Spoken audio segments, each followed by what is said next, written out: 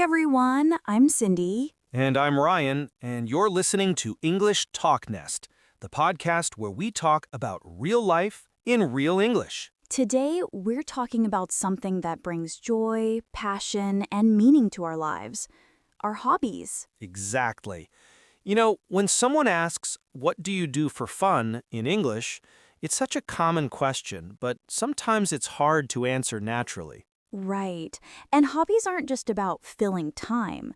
They're about who you are, what you love, what makes you feel alive. So today we're diving deep into hobby talk.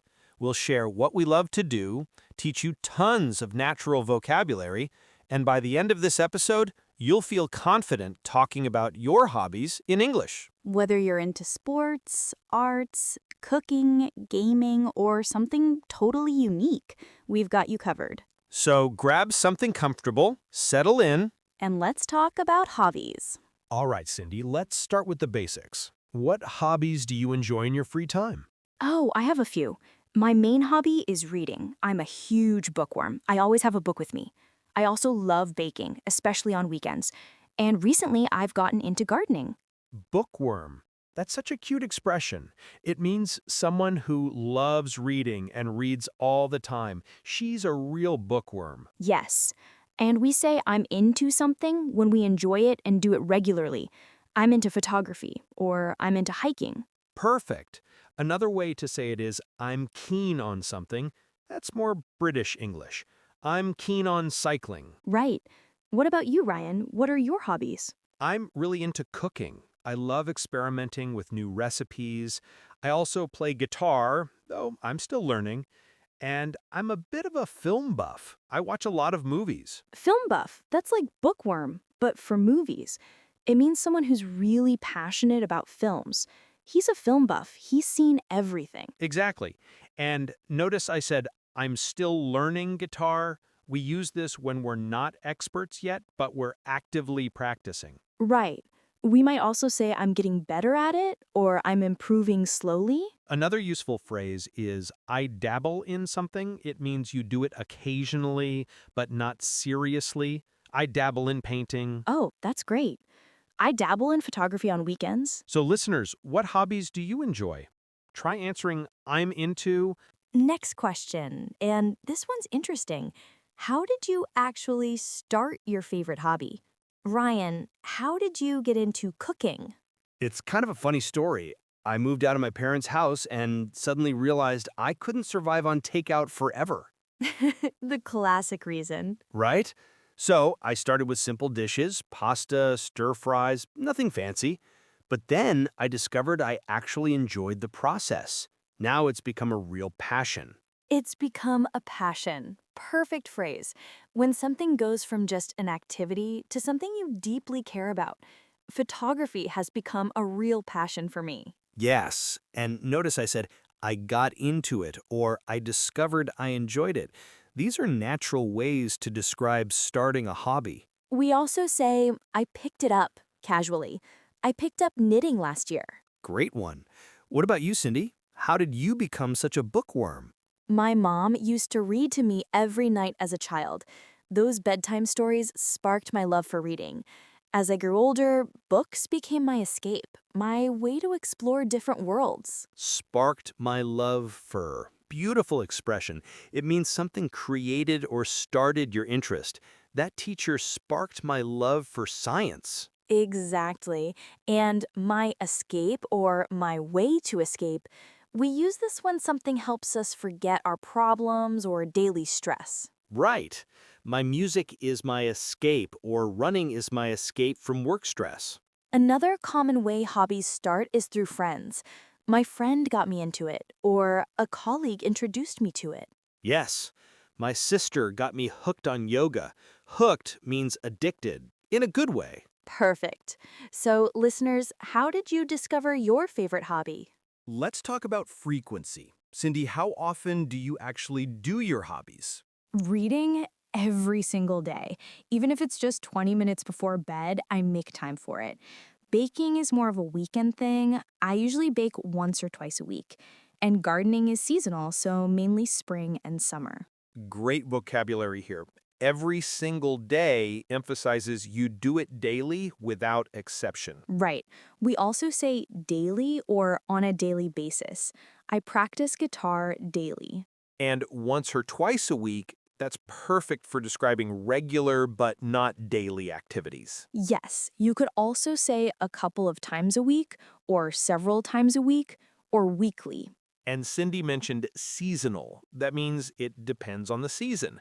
Swimming is a seasonal hobby for me, only in summer. Perfect. What about you, Ryan? How often do you cook and play guitar? I cook almost every day. I have to eat, right? But guitar is less consistent. Some weeks I practice every day, other weeks I barely touch it. I'm trying to be more disciplined about it. Less consistent? Great phrase. It means not regular or predictable. My exercise routine is less consistent than I'd like. And barely means almost not at all.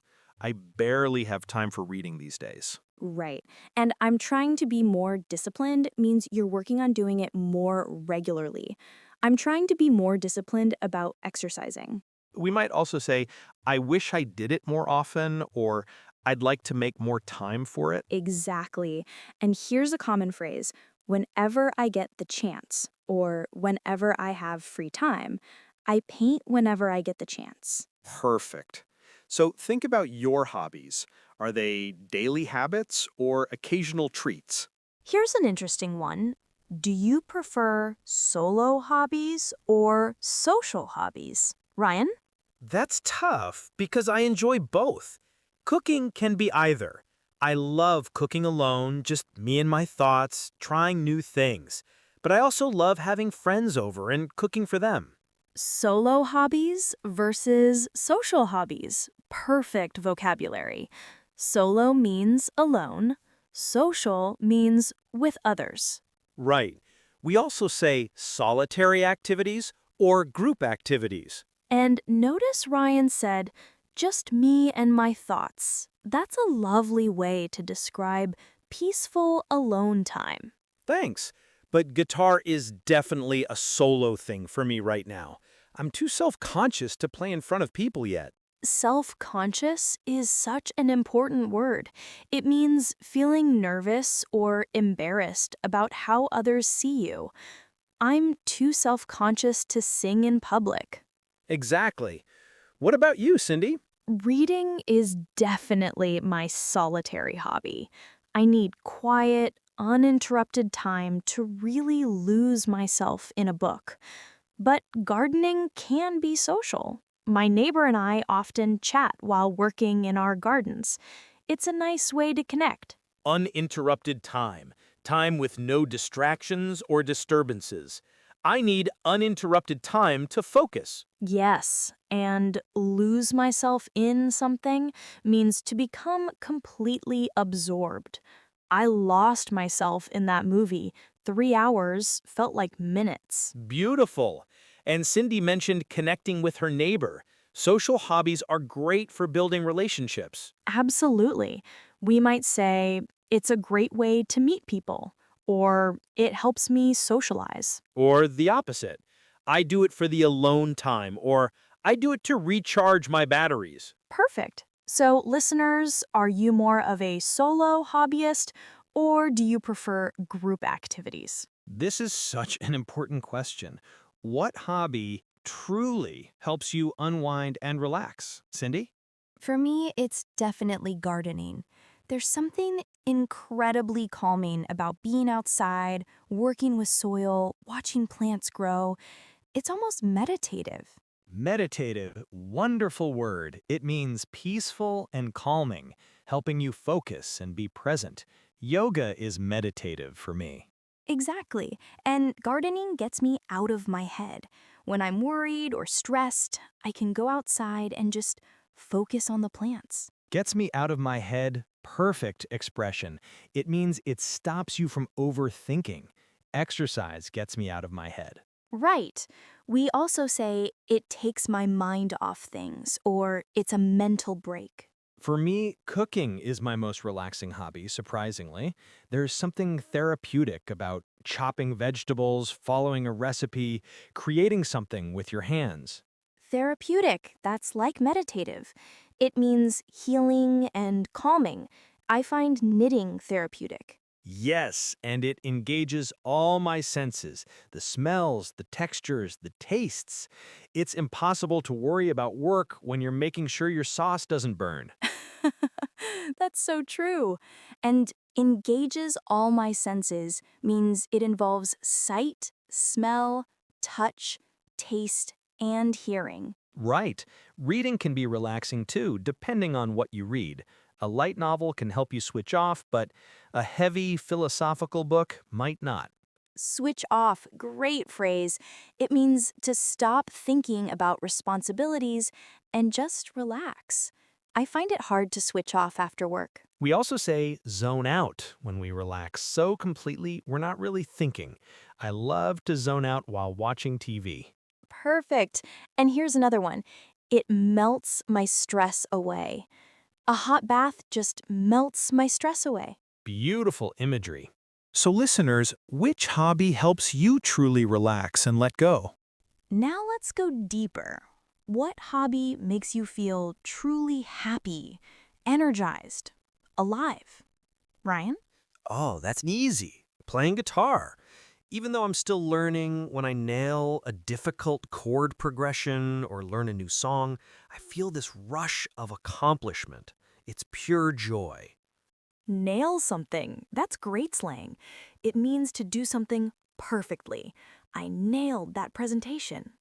Yes, and a rush of accomplishment, that exciting feeling when you achieve something. I felt a rush of pride when I finished the marathon. Perfect. We also say a sense of achievement, or it gives me a sense of purpose. Exactly. Guitar also connects me to music in a deeper way. I'm not just listening anymore, I'm creating. That feels incredible. Creating versus consuming, that's such an important distinction.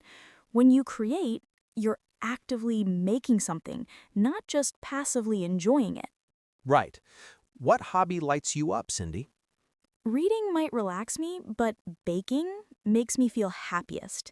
When I pull a perfect batch of cookies out of the oven, or when I master a difficult recipe, I feel so proud and satisfied. Lights you up? I love that expression. It means makes you excited and full of energy. Talking about travel really lights her up. Yes, and a perfect batch. We use batch for things made in groups, especially in baking. A batch of cookies, a batch of muffins. And you mentioned feeling proud and satisfied. Those emotions are what make hobbies meaningful. Absolutely. We might also say, it brings me joy, or it fills me with happiness. Or it's my happy place, meaning the activity or environment where you feel most content. Perfect. The kitchen is my happy place, or the garden is my happy place. So listeners, what hobby makes you feel most alive? What's your happy place? Let's talk about physical hobbies. Ryan, do you have any hobbies that help you stay fit or healthy? I wish I could say yes. My hobbies are all pretty sedentary. Cooking, guitar, watching movies. I need to find something more active. Sedentary, excellent word. It means sitting down a lot, not involving much movement. I have a sedentary job, so I try to exercise after work. Right. The opposite would be active hobbies or physical hobbies. Exactly. And you said, I wish I could say yes. That's a polite way to admit something isn't true. I wish I could say I exercise regularly, but I don't. Exactly. What about you, Cindy? Is gardening physical enough to count? Actually, yes. Gardening is more physical than people think. I'm bending, digging, carrying heavy pots, pulling weeds. After a few hours in the garden, I definitely feel it the next day. I definitely feel it. Great expression. It means your muscles are sore from physical activity. After that hike, I really felt it in my legs. Yes. We also say, I'm sore, or I ache, or I'm stiff. And gardening counts as light exercise or moderate physical activity? Right. Other active hobbies include hiking, swimming, cycling, dancing, yoga, anything that gets your body moving. Gets your body moving or gets your heart rate up. Both describe physical activity. We might say, I need to find a more active hobby, or I want a hobby that keeps me fit. Or it's a good way to stay in shape. In shape means physically fit and healthy. Perfect. So, listeners, do your hobbies keep you active, or are they more mental and creative? Here's a nostalgic one. What hobbies did you have as a child, Cindy? Oh, so many. I was really into drawing and coloring. I had this huge collection of colored pencils, and I'd spend hours creating pictures. I also collected stickers. Does that count as a hobby? Absolutely. Collecting is definitely a hobby. I collected stamps as a kid, or I used to collect baseball cards. Yes, and notice I said I was really into for past hobbies. That's perfect for talking about old interests. Right. We also say I used to for repeated past actions. I used to play soccer every weekend. Exactly. What about you, Ryan? What were you into? I was obsessed with video games. I'd play for hours every day after school. I also built model airplanes with my dad. Those were special memories. Obsessed with. Strong word. It means extremely interested in something, almost addicted. I was obsessed with dinosaurs as a child. Yes, and special memories, we use this for nostalgic, meaningful moments from the past. Beautiful. Did you keep any of those hobbies? Gaming, yes, though I play much less now, but I haven't built a model airplane in years. Some hobbies just fade away as you grow up. Fade away. Perfect expression. It means to gradually disappear or become less important. My interest in it faded away over time.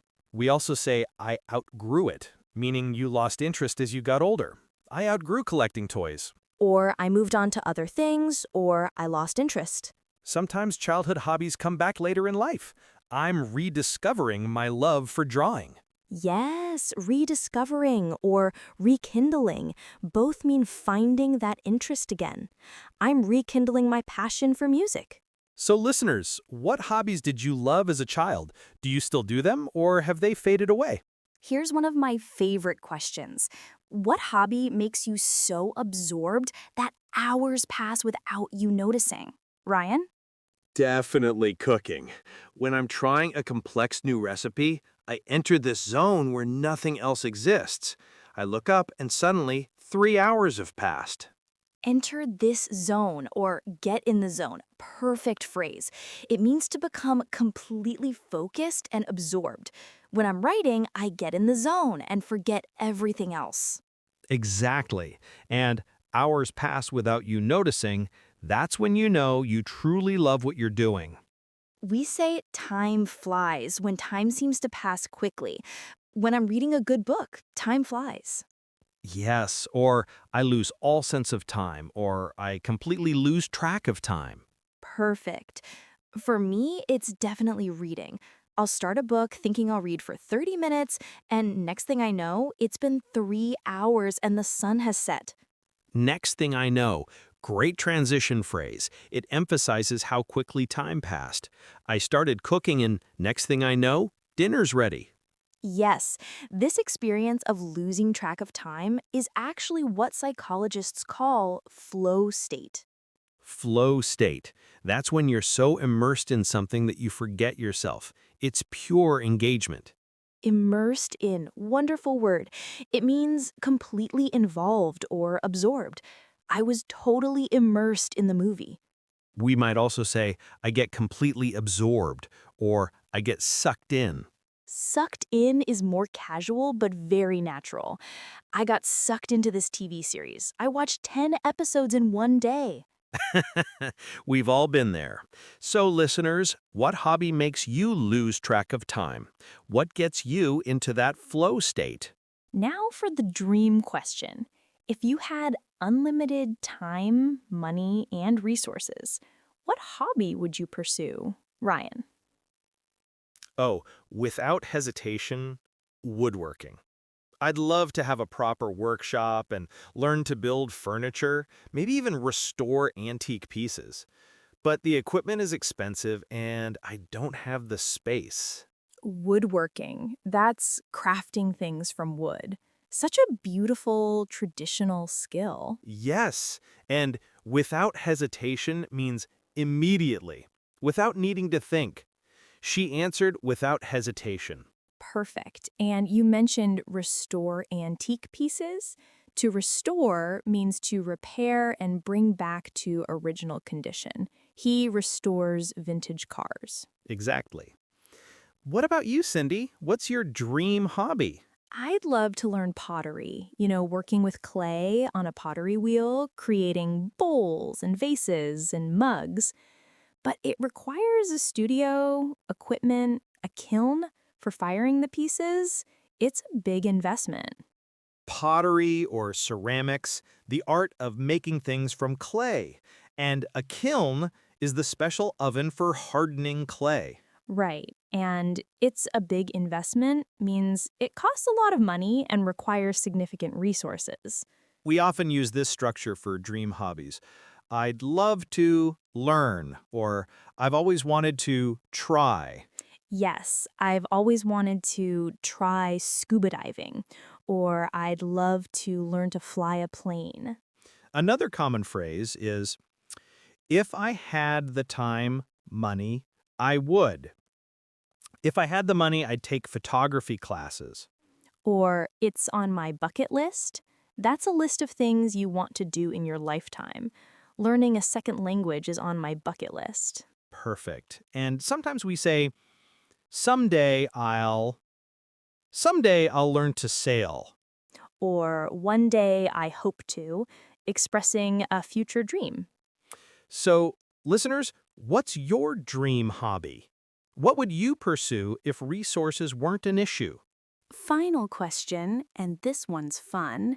If you could wake up tomorrow with complete mastery of any skill, what would you choose? Ooh, great question. I'd choose to master the piano. Guitar is great, but piano is just so versatile and beautiful. To be able to sit down and play anything effortlessly, that would be incredible. Mastery of a skill, or master a skill, to become an expert at something. It takes years to master a language. Right. And versatile means useful in many ways, adaptable. Piano is a versatile instrument. And effortlessly means without effort, easily and naturally. She speaks 3 languages effortlessly. Exactly. What about you? I'd master painting. I've always admired people who can create beautiful art, who can capture a moment or a feeling on canvas. To have that ability instantly would be magical. Capture a moment or capture a feeling. Beautiful phrase. It means to preserve or represent something through art. That photograph really captures the mood. Yes, we might also say, if I could snap my fingers and become an expert. Or if I could skip all the learning and just be good at. Right. Though the learning process is part of the joy, isn't it? Absolutely. There's something satisfying about gradual improvement. The journey is as important as the destination. Perfect wisdom. And that's a great expression.